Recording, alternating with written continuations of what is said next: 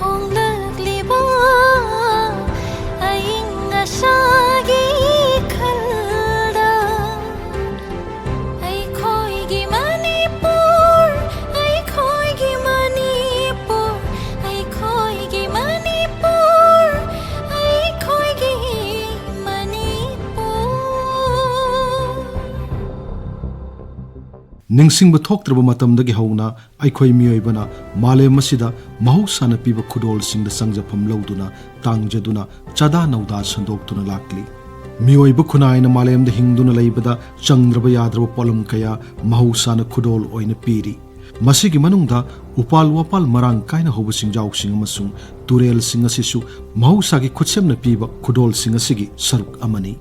ngasi phawbada khudol sing asiga miyoiba yauna thawai panba jiba sing asiga tatna thanaba yadraba mari leinaduna lakli adubu miyoiba khunaina asiguma mari asi thoina khanjiludaba madi thausadabana akoibagi phibamda akaiba kaya piri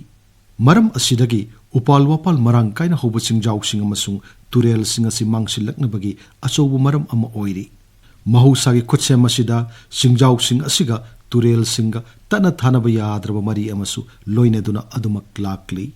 tongan tongan maram kaya lairabasu upal wapal marang kaina hobu singjau sing pak sanna kokthorak pasina turel sing mangsilaknaba amasung akoibagi phibamda achoba ahongma kaya lakhannaba amasung mahusagi aying-ashagi khal hongalaknaba maru oiba maram amasu oiri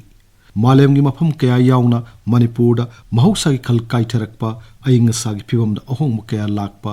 nongjunungsagi sang nairektaba atenma matamda nong ka hena chuba amadi ka hena sabagi sang hengalakpa phibam kaya thengnarakli Akasbani Imphal gi pau kangbuna leptana sandukliba thoram Honglakliba Aying-Ashagi Khalda Manipur gi taruk suba tangkak ngasi puduna laksari Aying-Ashagi Khal NGAKNABA UMANG YOKHATPA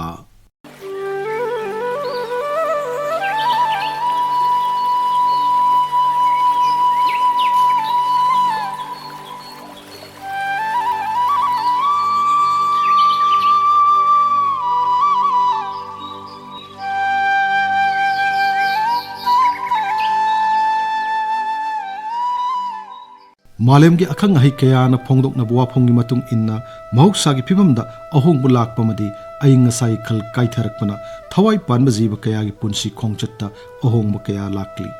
asiguma phibam masida jiba kaya ama malemdagi mutkiba madi hojik tangna phangliba jiba sing makha tana leiba ngamkigadra haibagi wahang lakli masigi iroinana akoibagi Aying-Ashagi Khal kairakpana leina kaya thorakpa madi nabagi sang hengat hanbasu thoktaba natte Manipur Sarkar gi Health Services Directorate gi phangbu report amagi matung inna Manipurda haukibu sahi mangaro masida kangna sandok pulaina dengue na nabagi sang hengelak pathengnari masi mapung oina upal wapal marang kaina hobu singjau sing pak sana kokthorak padagi Aying-Ashagi Khal kairak padagi ahong mukaya thoktuna sabagi sang hengelak pa asina maram oigani haina akhang ahi singna phongdokna balaire chatliba sahi asigi January thadagi hauduna Mamang tha September gi aroiba phawbuda Manipurda dengue na naba migi masing samapan henkre aduga leina asina nabagi sangasi jila gi oina yengbadana Imphal West jila na khwaidigi wangli masina taklibadi jila asida missing yamba madi akoibagi phibam loinana Aying-Ashagi Khalda dengue leina bu sandokpa ngama kang makhallasi marang kaina leiri haibasini akoibagi phibam amadi Aying-Ashagi Khalda akaiba lakliba sigi matangda Health Services ki Director Dr. Khoirom Sasi Kumar Mangangna Akasbani Imphal gi pau kangbuda asumna phongdorakli environment se sida phongakpa climate change haibado climate change to global warming lakpa ana sabe helaba ising manim ki chang si helagadi jibada lin haibagumba kang haibagumba tin haibagumba se masing hengat le aikoi gi habit tasu culture tasu ohongba lakpa mayam sina punchellaraga dengue haibat leina sigi sandokna boi tamaktadi yamna nungai bu situation ama oye Manipur Sarkar gi Directorate of Environment and Climate Change ki Director Dr. Taurangmom Brajakumar gu unadunwari sanabada asumna hai चौराकना climate change हाइबदी अकोइबगी अयिंग-असागी खलदा अहोंगबु लाकपा हाइरगा मालेमगी ओइना सही कयागी मनुंगदा अयिंग-असा नोंजु नुंसागी चांग अमसुंग महौसागी खलदा अहोंगबु Lakpa काइथेरकपा सिबु खंगनरी ngasi sahi chani ronggi mamang da leramba malemgi aying-asagi sang asi haukiba sahi 30 rom asiga yengnaba matamda sabagi sang hengalakli haibagi report leiri malemda sabagi sang hengalakli basi record ki matung ina sahi tara khudingda celsius degree 1.2 dagi 1.3 phawba oiri matau asumna sabagi sang hengalakli basi yenglaga akhang ahi singna inglisingani 30 gi adwaida celsius degree 1.5 dagi Celsius degree ani phawba hengalakani haibagi akiba leire hainasu mahakna makha tana phongdorakhi sabagi sang hengalakpasina nongju nungsagi changna chawna ahongba laktuna mioi biyauna thawai panba jiba singda masigi saitheng phangba horakli masigi irai laiba khudam haibabu sabagi sang hengalakpa asina maram oiraga numidangi ingthagadaba matamda ingthaba ngamdana omchakna duna adumak leibadagi aikhoida ingthana nungaina pothaba ngamdaba पोथाफम खंगदब फियमसिंग अदुमक थेंगनरी हाइनबलై कालेनगी सारबा मतमदा सिंखोंग चिंया नत्रगा उपाल मरांग कायना होबो उ सिंग मरुमदा पोथाबदा हक्सिक लांगना इंगना पोथाबा ngami साबगे सांग हेनगलकपसिना मरम ओइरगा असाबदा हाइनबा मखलगी तिल Kong महिक मतांग सिंग कया अमा थोरक्तुना सांगा उसेक वया पाम्बि सिंग याउना मियोइबदा खुदोंग थिनिंगाई ओइबा फिवम लाक्ली masigi matakta sabag sang hengalakpa haibasina miyoibada makhal makha kayagi leina kayama laknabagi asobu maram su oiri malemgi aying-asagi khal kaitharakpasina maram oiraga miyoiba yauna atai jiba singda thengnarakadaba phibam palladuna hiram asigi matangda manipur sarkar gi directorate of environment and climate change ki director dr taurangmum brajakumarna akashbani falgi pau kangbuda asumna phongdokli climate change का iron है ना इकोने ख्वादिगी Aruba report में ओखने उड़ीसे मास extension से कोई असोबा reporting अमा वना कोई पुखंडरी हो जिसे मास एक्सटेंशन है बदी ओखना हेंगलाइबा टेंपरेचर सिरीस्टा हिंगमंग अंदबा जीव मयामा अपि माइक्रोब्स मयामा कोई मांग की बेरे कोच कोई एवरी सेकंड खुदिंग रिपोर्टिंग तोंगनरी हो जिसे अदुना सिगी रिपोर्टिंग तोंगनबा मतुंग मास एक्सटेंशन से लाबनिना अखोगी सियन मंगम जगह वो मोइना मागी टेंपरेचर सुट तब जगह सानब जगह दो म सियल किंग बे मदुगी सियन मंगम तब जगह दर मास एक्सटेंड तो गने को सुमाइतर एक्सटेंशन की रिपोर्ट से अखोद लेर बने को मियोइ बे खोइसु अखोने हिंगम जंग सिबो रिपोर्ट दी -50 डिग्री सेल्सियस ना +50 डिग्री सेल्सियस से हिंगमंग अमी मोइ हिंगी हबे को रिपोर्ट ले को सिना +50 देगी हेंगला कांदा 51 52 डिग्री सेल्सियस के मो यौरागदी मियोइ बे खोजि क्वेश्चन से ओगुना तो को हिंगमंग गदरा और आर्टिफिशियल लाइफ में को लाकर हबे के असोबो क्वेश्चन में ले को अदुना ngasi mak khoigi leiba पृथ्वी की लेमाइ मखम जगह खरदि अखोइ यामद्रबदा 50 मया योक्सला 47 48 डिग्री सेल्सियस पर साबे रेको कोई फंगमो इनंग अखोइ मणिपुर सु चांदेल डिस्ट्रिक्ट मोरेदा अखोइ इनंग मोरेदा अखोइ 41 42 डिग्री सेल्सियस से डिटेक्ट तो होरे को दसु नोने अखोइ 39 डिग्री सेल्सियस डिटेक्ट तो होरे जिरिबाम 39 डिग्री सेल्सियस को डिटेक्ट तो होरे को अखोइ दसु मसी सेटिंग फंग कदन को mahausaagi lamit londa yengbada manipur asi chada marifu taradi chingi saruk oiri aduga lemhoriba chada tara aduna tampaki saruk oiri ngasidagi na sahi kayagi mamangda manipur da cheliba turel singasi ising marang kaina leinarami chingda upal wapal marang kaina hobuna makhoina nongi isingasi marana phajinduna thamlaba matung chingjum marang kaina thoktuna isingi khonglam kaya samlai hairiba khong aduna makha tana turel taraktuna chahi chuppa turelgi ising piba ngamlammi masigi mathakta upal wapal marang kaina hoba sing leiba mafam singda nongju thagi matamda nong khajiktang mangbada hektamak nong marang kaina churami asiguma sing asida leiramba sa usek kaya miyoibana sinjak oina sanaba pami makhal kaya yauna hidak oina sijinaba pami makhal sing amasung atai pothok kaya pirammi adubu pamlo uba yauna atai maram kaya mapung oina popi thanaba upal wapal marang kaina horomba singjau sing pak sanna kokthorapana nong taba matamda nonggi ising chingmai singda chupsin bangam laktre masiga loina na sabagi sangasi hangalakpa matamda chingmai gi mathak ithang thangba inil leibelai maida nungsagi maisana yeibada manin olaga paithokiduna akang balai mai oirei masina chingmai singasida leibak lehau manghal le amadi upal wapal sing hobagi sang hantarei amoromda ngasidi upal wapal ningthina hodaba sing asina nongju thada ising phajinduna thamgadaba du thammangam laktre मरम अदुना सिंगमाई कयादगी इसिंगी खोंगलमसिंगदा इसिंग चेंथरकपगी सांगसु हंथरकली मसिना मणिपुरदा मतम अमदा कुंबी कालेन नाइदना इसिंग फंगलंबा लमदमसिगी तुरेल कयादा इसिंग कंगबा मसुंग नोंजु थागी मतम खक्तदा इसेल lab तुरेल ओइरकली अमरोमदा अतेनबा मतमदा नोंग का हेन चुबा मतमदा तुरेल सिंग असिगी इमाई पाथोक्तुना इशाउ थोकपा अदुगा नोंग चुदबा मतमदना इकंग थोक्तुना अवाबा ताबा अइखोइ खुदिंगमकना थेंगनरी मसिना ताकपदि मालेमगी लेबाक कयागी मनुंगदा मणिपुरदसु अकोइबगी फिवम काइथरकपा अमदि अयिंग-असागी खलदा अहोंगबा लाकपगी सैथेंग फंगले अमसुंग मायोकनरे हाइबसिनी लाकलिबा अहोंगबसिंग असिदगी अइखोइना खंगबदि उपाल वापाल मरांग काइना हौबसिंग जाउसिंग अमसुंग तुरेल सिंगना अयिंग-असागी खल काहिंदना थंबदा अचौब थौदांग लौरी हाइबसिनी मरम असिना मालेमगी अकोइबगी फिवम होंगलकपा मसुंग महौसागी खलदा अहोंगबा लाकलिबा सि थेंगननबा अइखोइ पुमनमकना उपाल वापाल योखटपा मदि उ मरांग काइना थाजिनबगी तंगाई फदब लैरकली हिरम असिगी मतांगदा डायरेक्टर डॉक्टर तौरांगबम ब्रजकुमारना मखा ताना असुमना फोंदोक्ली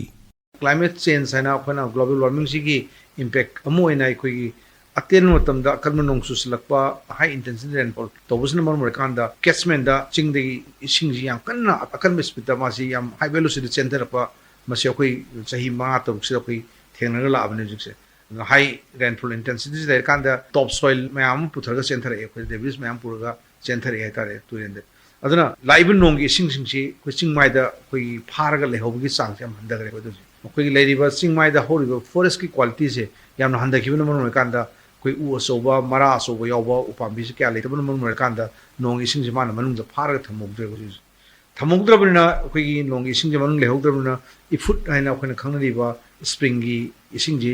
अनम मांगसन गरे जिसे थोरक ngomdre ji chingmai de ising letrabdegi ade ifut sina tawriba roles di ifut masa masa ma pusela kanda turen maru de leba stream masa masa loksap masa masa da man ifut ising chancela kanda turen semuk tuni bakhoda adubu ifut sile electrabna turen loksap te ising laktrabna loksap te turen ising laktre bakhoda adana turen de ising lakpi changya mandare adana masi okhoina environmental flow hai okhoina adana cheleba turen ising ji gi chang ji nairak taba नोंग सुरकांदा तुरेन इसिंग सेलकवा नोंग सुरकांदा तुरेन इसिंग सेलकतबगी सुंग समस्या मा थेंगनजे कोइ होगिबा सही मरी मास दा कोइ याम फजन थेंगनरे मरमसना कोइ इम्फाल तुरेन कांगबो उरेबा कोइना इरिल तुरेन कांगबो उरेबा थवाल तुरेन कांगबो उरेबा नमुल तुरेन कांगबो उरेबा हाइरि म्याम सिंग इसिंग लिंगना सेलकवा चिंगदगी कैचमेंट दगी मसी असबो इशू मोर इफुटबु हिंगलागदी लोकसब इसिंग लाकनी लोकसब इसिंग लागदी कंपलसरी तुरेन इसिंग सोय लाकनी बको अदु कांदा माजे पेरिनेल ओइबा अदी यामना मपांगन लेबा याम हेल्दी होइबा तुरेन मखल मोइरा अदना अखोई मणिपुर की इशूसनी क्लाइमेट चेंज लापगी रेनफॉल पैटर्न चेंज तबो मरी लेना इफुट मांग खिबजे असो इशू मोइरे अखोई दसे चिंगी लेरिबा जगह से लाइब नोंग इसिंग फाउननबा उमंग वामंग सियाम कुपना थाजनम चंगे अखोइदा उमंग सिंग से लेरा कांद ओसोसो लेरा कांद सिंग अखोई यामद्रबदा स्प्रिंग थोफम सिंग तुरेन मरु सिंग कैचमेंट एन अखोइना खंगरिबा तुरेन होफम जगह सिंग से मसे प्रोटेक्शन तौरगा अखोइना मसे मी नुंग चंगहंदना अखोई कानांतिक डिस्टर्बेंस लेतरमा प्रोटेक्शन तौरगा उपामी असोसो होल थंबिरा कांददा अखोई नोंग इसिंग फाजल थमंग नंगमनी अदुगा कांद इफुट सिंगल पंग नंगमनी मे अखोइना एडाप्टेशन अमा एडाप्ट तौरगा हिंगमिनदोइने कन होंगैबा चांस अखोई हिंगदोइने हिंगबा तागदी होंगैबा चांस मतुंग ngasai काइथरिबा पोतो करिनो थिबो अखन चंगजन मम चंगेबो काइथरि पोसे करिनो दे ngasai चिंग द लैरिबा उबंग सिंगी क्वालिटी हंदहन की अखोइना मे अखोइना याथलुबा चिंग द तौरुबा अखोइ जंगल की क्वालिटी हंदहलुबदा मरम मदुना लाइक ngasai नोंग की इसिंग लाइबो सिंग मान फाजल थमंग नमद्रेबो मदुना मदुगी दो तुरेन सिंग अमदी इफुट सिंग हिंगलन लकांदा अखोइगी सिंग फुंग नमदोइने अदना चिंग द जंगल की सबसे हिंगलनबा इफुट थोहनबा लोना तुरेन हिंगला कांदा अखोइना क्लाइमेट चेंज के होंगै बिस अखोइ मे अखोइ हिंगमंग नमने होंगै बा अयंग सास दे अखोइ हिंगमिननबा चांगसी अखोइगी चटनबो होनबदा हारिबा हारिगी सिस्टम सिंग मु रिवाइव अखोइगी रिजुविनेट तबम संगी बकना रिजुविनेशन सिस्टम जो अखोइना हानगी ट्रेडिशन नॉलेज ना थाइने अहलमसना कमनो रिजुविनेट तबंगे तुरेन कमनो कलंगे हाबिगी मोंग राज्य सिग सिंजाव सिंगदा उपाल वापाल पाक सन कोक्थोरकपा सिग चांग से येंगलगा लाकदब सही खरासिदा मणिपुर अयिंग-असागी खलदा चावना अहोंग लाकपगी थाजबलई हाइना अखंग अहिसिंग फोंदोकनरी केंद्र की इन्वायरमेंट एंड क्लाइमेट चेंज मंत्रालय की मखादा देहरादून लेबा फॉरेस्ट सर्वे ऑफ इंडिया हाइबा इंस्टीट्यूशन असिना सही अनि अनि खुदिंगी लेबाक असिदा लैरिबा स्टेट खुदिंगमक्ता उमंग वामंग की फिवम असी करम मोंग द लैरी हाइबसी यंगसिंदुना मरी लेनबा डेटा सिंग फोंगली Forest Survey of India na piba data gi matung inna ing kumja lisingani tareta matam aduda Manipur gi apun bilam gi pak chawbu gi manungda sada humputra taret dasmik mari shino asi umang oirami adubu kumja asidagi hauraga ing lisingani kunmathoi phawur sathakiba survey gi matung inna ing lisingani kunmathoi da rajya sigi umang gi sang sada humputra mari da hantarakre Masina takpadi kumja lisingani taretagi lisingani kunmathoi phawba haibadi sahi tara mangarom asida Manipur da umangi sang sada ahumlom kokthok mangkre haibasini Amaromda Manipur lengaki Forest Department ki fangba report amagi matung inna ing kumja lisingama samapan humputara taretagi ing kumja lisingani kunmathoi phawbada Manipur gi square kilometer sanipan humputara taret romgi umang sing mangkre hairi Loinana Manipur gi lairiba jila singi manungda jila gi oina yengbada umang mangsilakpagi sangasi Surasanpur jila dana khwaidagi hena wangli aduga Tamenglong Senapati Chandel amasung Imphal West jila sing asina mathang sitna ani suba ahum suba mari suba masung manga suba da leiri environmentalist sing na phongdorakpagi matung inna upal amana mapung phaba haibadi ising phajin bamadi thadorok ngambasi pambi aduna sahi kunthra surba matung dagini hairi Manipur Sarkar ge Environment and Climate Change ki Special Secretary RK Amarjit na Akasbani Falgi Pau Kangbuga Manipur da lairiba umang sing matang da wari sanaba amada Raja sida umang paksana kokthorakpa masung mangsilakpagi maru oiba maram sing asi chaurakna poppy plantation tauba pamlo uba reserve forest protected forest sing asida lam khopchilakpa khul tasilakpa umang sing lamai tharakpa masung lamai chakpa kaya asinani haina phongdorakhi matawasumna aikhoina hingnabagi lambi thiba yauna tongan mamongda umang wamang kokthorakpana rajya sig singmai sing nomonomogi maru koksilakli Baiganik sing puthokpa research ki matung inna inchi ama thaba leibak lehau sembada sahi chamarom changi Pambi singna laina hobungamba leibak lehau sing asi leimai gi khwaidigi mathak thangba saruktagi hauraga centimeter taradagi taramanga phawbu luthana lei adubu singmai sing asi pak sanna kokthorkpa madi napi singnang yauna pambi amata hauduba singmai sing oirakpana nong chuba matamda sahi khudingi leibak lehau sing asi nonggi isingna singmai sing asidagi chentaduna puthaki Masina maram oiraga maru koklaba singmai sing asi makhal amatagi pambi hobungamdaba singmai sing oirei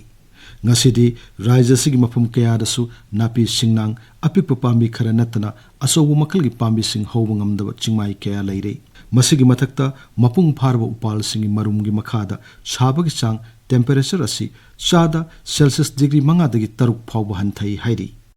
Malemda upal wapal kaya marang kaina hoba singjau sing mapung oina forest sing asina mioi bi yauna thawai panba jiba singda piriba kanaba masung makhoina lauriba thodang kaya asi mipum kudimakna khangnaraba wafamni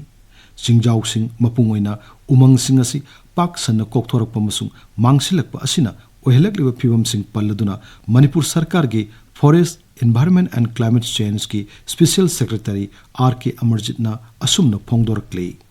Ising jina chai khudingi top soil je khagasum puthagramnina mathakta lehauriba landscape se koi chingmai se si je panbi horukpa yadabagi panbi hobung ngamdabagi mongda oireeba masina maram oidana lau sungu mathakta tawbudasu hunwaita makhadana mu kamai tawgeda puthagrabnina masaigi soil ising jida solution semgare lehau jingto ising jida pura chatkhare aduga leibaki oiba portion duna mu makhada koigi labuk leiba mafam jingsida mu deposit toksela matung sida labuk ki lehau do adui mathakta lehau yawdo badum thamjala kanda koi lau singu budamu magi pothok se handa le sima adigi atopam dana mu koi popi thaba natraga zoom tawjida hujikan jidi hanagi zoom to wise jo organic oidare koi fertilizer intensive chemical intensive oireini popi di mayam na ju hena khangai mayam jo haibiri dane fertilizer natra chemical intensive oiba herbicides pesticides insecticides mayam season amna maram oidana adai chemical sing magi soil ji phagatna bana season amna maram oidana intensive oiba chemical season are season abajida ngasai gi popi se thaba loire lorekan nong churakpa matam natra tharinge matam jida mathakta leiriba chemical jingdo ngasai gi ising nong churai ising sina chendharakpa matam da chemical jingdo loi yaura chendharaktana ngasai gi makha da leiriba ising gi hujikti कोई cancer की case का यम खले काना मयाम खैजिंगना हाइबिबदो अदुना सिगुम्बा अवाबा मयाम थेंगनली हाइबदो कोई मथक्ता कोई forest area से लोकथोखिबदगी forest सि लेतबदगी चिंग मथक्तदंग नते मखाददंग नते मथक्तसु वाबा मखादसु वाबा मणिपुर पुंबा अवाबा मा ओइरे मणिपुर असि महौसा लाइरेंबिना पिरंब खुदोल कया मरांग कायना लैब लमदम अमनी सिरुई लिली संगाई याउना मखल कयागी हिदाक कानब पाम्बिसिंग सांगा अमसुंग उसेक वया कया मरांग कायना लमदम मसिदा फंगली सिरुई लिली अमदी संगाई कौबा मसी मरी लोंग सजी मखल असिगिदमक मालेमदा मणिपुर असि ममिंग चटली लोइनना मणिपुर असि म्यांमार अमसुंग भारत अनिगी लोनबदा लैबा हाइबदी बायोडाइवर्सिटी हॉटस्पॉट अनिगी ताइनफमदा लैबा लमदम अमसु ओइरी अदुबु उमंग वामंग सिंग मांगसिलकपसिन मरम ओइरगा मखल कयागी हिदाक ओइना सिजनब पाम्बी सिंग सांगा अमसुंग उसेक वया कया याउना बायोडाइवर्सिटी हॉटस्पॉट असिगे सक्तमदा अकाइब लाक्ली मसिगी मतंगदा आरके अमरजितना मखा ताना असुमना फोंगदोक्ली मणिपुर से बायोडाइवर्सिटी हॉटस्पॉट अनिगी मरक्ता लैबा कन्वर्जेंस ओइना लैबा मफमनी ईस्टर्न हिमालयन बायोडाइवर्सिटी हॉटस्पॉट अदुगा इंडो बर्मा बायोडाइवर्सिटी हॉटस्पॉट हाइबजिगा अदुना बायोडाइवर्सिटी हॉटस्पॉट हाइबगी द असम समना हाइजरबदा कोइगी जीव पानबा मखन मयाम लೈ हाइबनी फ्लोरा फौना से अदुना ईस्टर्न हिमालयन बायोडाइवर्सिटी हॉटस्पॉट तसु फंगबा पानबी नत्रगा जीव पानबा जिंगजे लोइनमक लैबा इंडो म्यांमार बायोडाइवर्सिटी हॉटस्पॉट सिदासु लैबा जिंगजे अनिमकी लैबा यामना महौसा लाइरेंबी इमाना पिरंबदा यामना मखन मखा कयागी सा nga sing panbi sing leiba mafam ne masi je khoina paktungna na mai thadokpa natraga khoigi popi thana bagi damukta yanthat piba matamda sigumba maman yamlaba malem gi atop mafam da leitaba khoi panbi makhan sa makhan uchek makhan adegi jiba macha macha sing soil daga leiba mayam se loina mak hato piba aduga sina khoi biodiversity rich oi hariba biodiversity hotspot malem gi oina 36 biodiversity hotspot leibada manipur da ani gi leifam oiribase masidejda achauba amangba amchu ohe leibane forest manghanbada Manipur उमंग कोकथोकपदगी मरु कोकना लैरिब सिंगसांग कयागी मनुंगदा उसाल थाबी असिसु अमनी हाइरिब सिंगसांग असि Imphal east जिलागी मनुंग चन लैरिब बारुनी सिंगसांग परेंग समनरिब नापेट खुलग नकनन लैबनी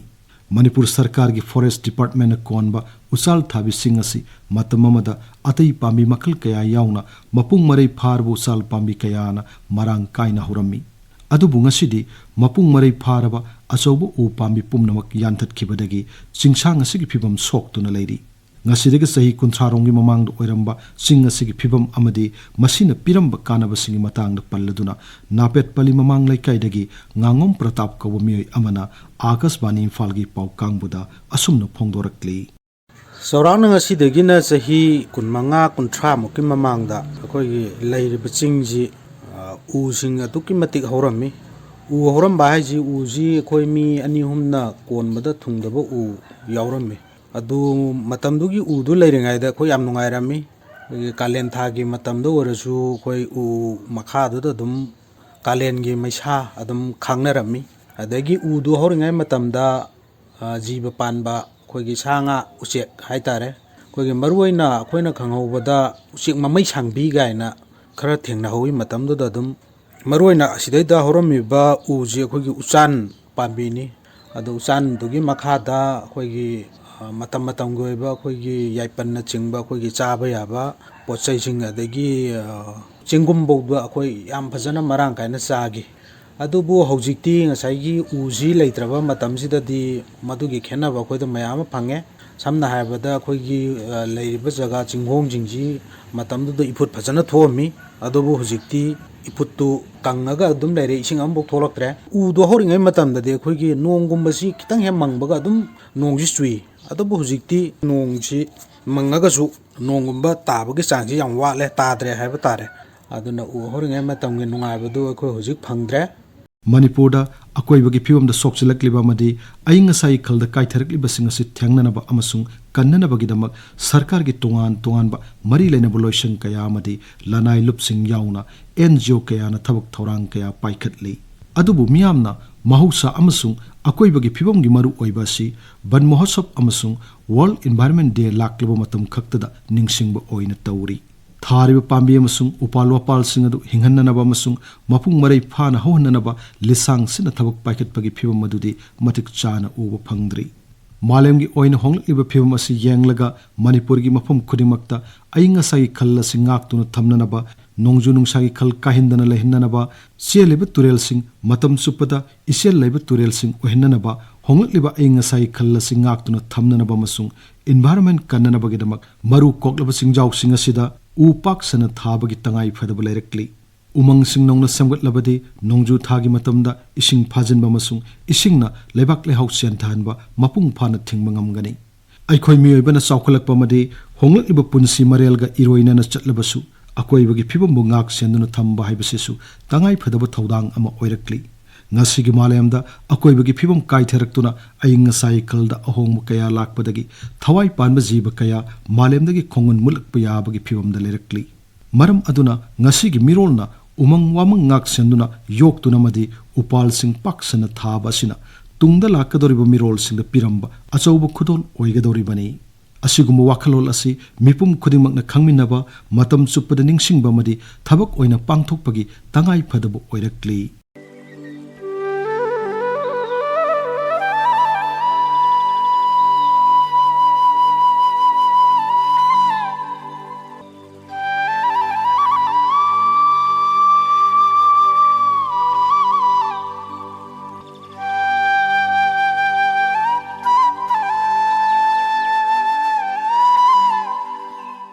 मतंग असिदा आकाशवाणी इम्फालगी पाउ कांगबुना लेप्तन संदोकलिबा theorem होंगलक्लिबा अयिंग-असागी खलदा मणिपुरगी तरुकसुबा तांककता अयिंग-असागी खल ngaknaba उमंग योखटपा लोइजरे theorem असिगी अयिबा खाइदेम गीतचंद्र theorem पुथोकपा Thokchom जोगेंद्रजित लानथोक सखिबा ngangom किरण।